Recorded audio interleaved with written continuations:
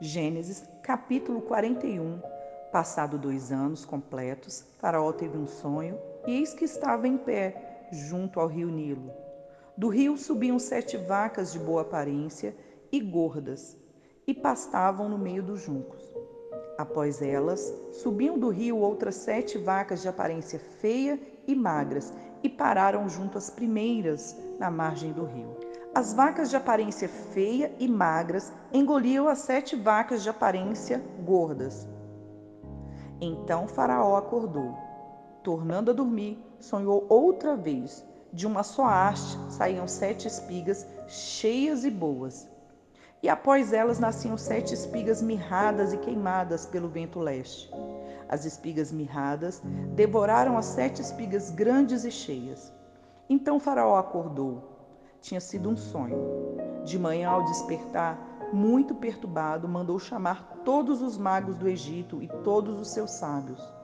Contou-lhes os seus sonhos, mas não havia ninguém que pudesse dar a interpretação. Então o copeiro-chefe disse a Faraó: Hoje me lembro das minhas ofensas.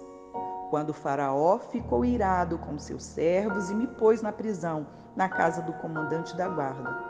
A mim e ao padeiro-chefe tivemos um sonho na mesma noite, eu e ele. Sonhamos e cada sonho tinha o seu próprio significado. Achava-se conosco um jovem hebreu, escravo do comandante da guarda. Contamos a ele os nossos sonhos e ele nos deu a interpretação, a cada um segundo o seu sonho. E tal como nos interpretou, assim aconteceu. Eu fui restituído ao meu cargo e o outro foi enforcado. Então Faraó mandou chamar José e o fizeram sair às pressas da masmorra. Ele se barbeou, mudou de roupa e foi apresentar-se a Faraó. Este lhe disse: Tive um sonho e não há quem interprete. Porém, ouvi falar a respeito de você que, quando ouve um sonho, é capaz de interpretá-lo. José respondeu: Isso não está em mim, mas Deus dará a resposta favorável a Faraó. Então Faraó disse a José: No meu sonho, eu estava em pé na margem do Nilo, e eis que subiam dele 7 vacas gordas e de boa aparência, e pastavam no meio dos juncos. Após estas, subiam outras vacas fracas, muito feias e magras. Nunca tinha visto vacas tão feias em toda a terra do Egito. E as vacas magras e ruins devoravam as primeiras 7 vacas gordas, e depois de as terem engolido, não davam aparência de que as tinham devorado, pois o aspecto delas continuava ruim como no princípio. Então acordei. Depois vi em meu sonho que 7 espigas saíam das mesmas hastes cheias e boas. Depois delas nasceram 7 espigas secas, mirradas e queimadas pelo vento leste. As 7 espigas mirradas devoraram as 7 espigas boas. Contei isso aos magos, mas ninguém foi capaz de me dar a interpretação. Então José respondeu: O sonho de Faraó é apenas um. Deus revelou a Faraó o que ele vai fazer. As 7 vacas boas serão 7 anos. As 7 espigas boas também 7 anos. O sonho é um só. As 7 vacas magras e feias que subiam após as primeiras serão 7 anos, bem como as espigas mirradas e queimadas pelo vento leste serão 7 anos de fome. Esta é a palavra, como acabo de dizer a Faraó. Deus manifestou a Faraó o que ele vai fazer. Eis que vem 7 anos de grande abundância por toda a terra do Egito. Depois virão 7 anos de fome. Toda aquela abundância será esquecida na terra do Egito. E a fome consumirá a terra, e não será lembrada a abundância na terra, por causa da fome que seguirá, porque será gravíssima. O sonho de Faraó foi repetido, porque a coisa é estabelecida por Deus, e Deus se apressa em fazê-la. Agora, pois, Faraó devia escolher um homem ajuizado e sábio, e encarregá-lo de dirigir a terra do Egito. Faraó devia fazer isto, pôr administradores sobre a terra e recolher a quinta parte dos frutos da terra nos 7 anos de fartura. Esses administradores deviam ajuntar toda a colheita dos bons anos que virão, recolher cereal por ordem de Faraó, para mantimento nas cidades e guardá-los em armazém. Assim, o mantimento servirá para abastecer a terra nos 7 anos de fome que haverá no Egito, para que a terra não seja destruída pela fome. O conselho agradou a Faraó e a todos os seus oficiais. Então Faraó perguntou aos seus oficiais: será que poderíamos achar alguém melhor do que José, um homem em quem está o Espírito de Deus? Depois Faraó disse a José: visto que Deus revelou tudo isto a você, não há ninguém tão ajuizado e sábio como você. Você será o administrador da minha casa e todo o meu povo obedecerá à sua palavra. Somente no trono eu serei maior do que você. E Faraó disse mais a José: eis que eu constituo autoridade sobre toda a terra do Egito. Então Faraó tirou o seu anel sinete da mão e o pôs no dedo de José. Mandou que o vestissem com roupas de linho fino e lhe pôs no pescoço um colar de ouro. E o fez subir na sua segunda carruagem e clamavam diante dele: inclinem-se todos. Desse modo deu-lhe autoridade sobre toda a terra do Egito. Disse ainda Faraó a José: eu sou Faraó, mas sem a sua ordem ninguém poderá fazer nada em toda a terra do Egito. E Faraó chamou José de Zafenate Paneia e lhe deu por mulher Azenate, filha de Potífera, sacerdote de On. E José percorreu toda a terra do Egito. José tinha 30 anos de idade quando apresentou-se a Faraó, rei do Egito, e ainda por toda a terra do Egito.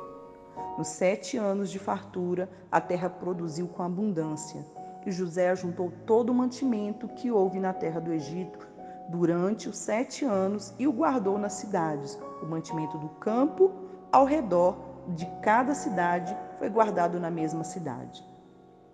Assim José ajuntou muitíssimo cereal, como a areia do mar, até perder a conta, porque iam além das medidas. Antes de chegar a fome, nasceram 2 filhos a José, os quais lhe deu Azenate, filha de Potífera, sacerdote de On. Ao primogênito, José chamou de Manassés, pois disse: Deus me fez esquecer todo o meu trabalho e toda a casa de meu pai. Ao segundo, deu o nome de Efraim, pois disse: Deus me fez prosperar na terra da minha aflição. Passados 7 anos de abundância que houve na terra do Egito, começaram os 7 anos de fome, como José havia predito. E havia fome em todas as terras, mas em toda a terra do Egito havia pão. Quando toda a terra do Egito começou a sentir a fome, o povo clamou a Faraó por pão, e Faraó dizia a todos os egípcios: vão falar com José e façam o que ele disser. Havendo, pois, fome sobre toda a terra, José abriu todos os celeiros e vendia aos egípcios, porque a fome aumentava na terra do Egito. E todas as terras vinham ao Egito para comprar de José, porque a fome aumentava em todo o mundo. Salmos 32. Bem-aventurado aquele cuja transgressão é perdoada, cujo pecado é coberto. Bem-aventurado é aquele a quem o Senhor não atribui iniquidade, e em cujo espírito não há engano. Enquanto calei os meus pecados, envelheceram os meus ossos, pelos meus constantes gemidos todo o dia, porque a tua mão pesava dia e noite sobre mim, e o meu vigor secou como no calor do verão. Confessei-te o meu pecado e a minha iniquidade não mais ocultei. Eu disse: confessarei ao Senhor as minhas transgressões, e tu perdoaste a iniquidade do meu pecado. Sendo assim, todo o que é piedoso te fará súplicas, em tempo de poder te encontrar. Com efeito, quando transbordarem muitas águas, não o atingirão. Tu és o meu esconderijo, tu me preservas da tribulação e me cercas de alegres cantos de livramento. Eu o instruirei e lhe ensinarei o caminho que você deve seguir, e, sob as minhas vistas, lhe darei conselho. Não sejam como o cavalo ou a mula, que não têm entendimento, que são dominados com freios e cabrestos. Do contrário, não obedecem a você. Muitos são os sofrimentos do ímpio, mas o que confia no Senhor, a misericórdia o cercará. Alegrem-se no Senhor e regozijem-se, ó justos. Exultem, todos vocês que são retos de coração. Lucas, capítulo 23, dos versos 1 a 25.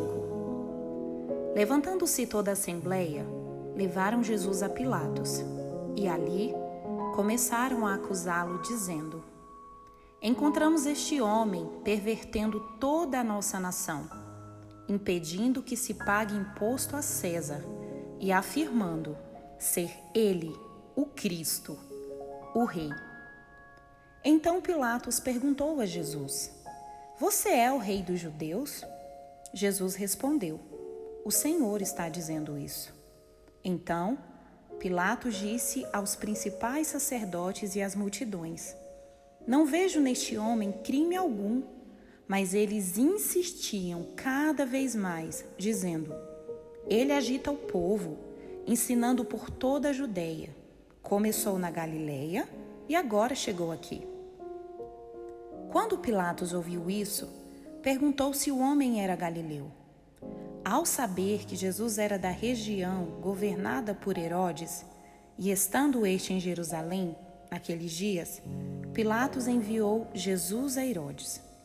Quando Herodes viu Jesus, ficou muito contente, pois havia muito queria vê-lo, por ter ouvido falar a respeito dele.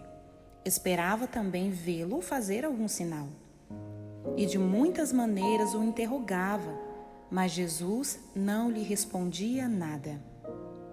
Os principais sacerdotes e os escribas ali presentes o acusavam com veemência, mas Herodes, juntamente com os seus soldados, tratou Jesus com desprezo e, para zombar de Jesus, mandou que o vestissem com um manto luxuoso e o devolveu a Pilatos. Naquele mesmo dia, Herodes e Pilatos se reconciliaram, pois antes eram inimigos. Pilatos então reuniu os principais sacerdotes, as autoridades e o povo, e lhes disse: Vocês me apresentaram este homem como sendo um agitador do povo, mas tendo-o interrogado na presença de vocês, nada verifiquei contra ele dos crimes de que vocês o acusam, nem mesmo Herodes, pois o mandou de volta para cá. Assim, é claro que ele não fez nada que mereça a pena de morte. Portanto, após castigá-lo, ordenarei que seja solto. E ele era obrigado a soltar-lhes um detento por ocasião da festa. Toda a multidão, porém, gritava: Fora com este! Solte-nos Barrabás! Barrabás estava preso por causa de uma revolta na cidade e também por homicídio. Pilatos, querendo soltar Jesus, falou outra vez ao povo. Eles, porém, gritavam mais ainda: Crucifique! Crucifique-o! Então, pela terceira vez, Pilatos lhes perguntou: Que mal fez este? De fato, não achei nada contra ele para condená-lo à morte. Portanto, depois de o castigar, mandarei soltá-lo. Mas eles insistiam com grandes gritos, pedindo que fosse crucificado, e o clamor deles prevaleceu. Então, Pilatos decidiu atender-lhes o pedido. Soltou aquele que estava encarcerado por causa da revolta e do homicídio, a quem eles pediam, e quanto a Jesus, entregou-o à vontade deles.